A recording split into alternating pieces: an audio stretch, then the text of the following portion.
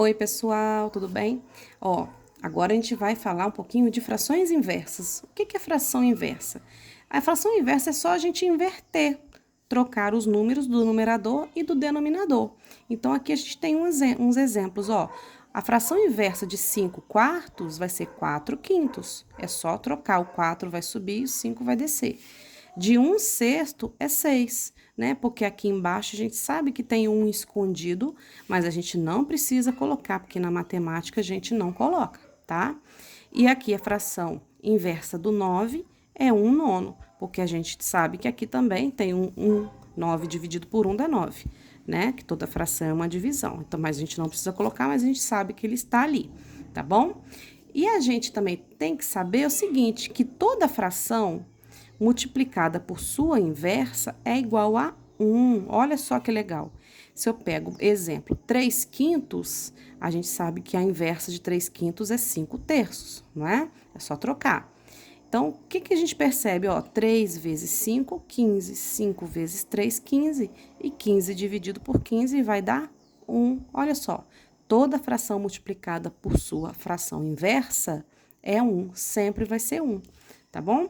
E por que eu tô falando de frações inversas? Pra gente falar da divisão de frações, né? Porque a divisão de frações a gente precisa saber da fração inversa. Como que a gente faz a divisão de frações? A gente repete a primeira fração e multiplica pelo inverso da segunda, tá vendo? O inverso, eu vou ter que inverter a segunda fração. Então, olha só, eu tenho aqui 5 sextos dividido por 3 quartos. A primeira você repete, repetir. E a segunda você inverte, vai ficar 4 terços. E o sinal de dividir, agora ele vira vezes, tá? Na hora que eu faço a divisão de frações, eu vou trocar o sinal de dividir por vezes e a segunda a gente vai inverter, tá? Então, olha só, 5 sextos vezes 4 terços, vê se eu consigo simplificar já de início, ó. O 4 e o 6 são múltiplos de 2. Eu vou conseguir simplificar isso aqui por 2. 4 dividido por 2 vai dar 2, e 6 dividido por 2 vai dar 3. Ficou 5 vezes 2, 10. E 3 vezes 3, 9. Você poderia também ter simplificado no final, sem problema nenhum, tá?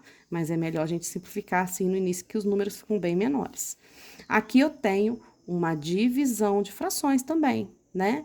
E aqui eu tenho essa dividido por essa aqui.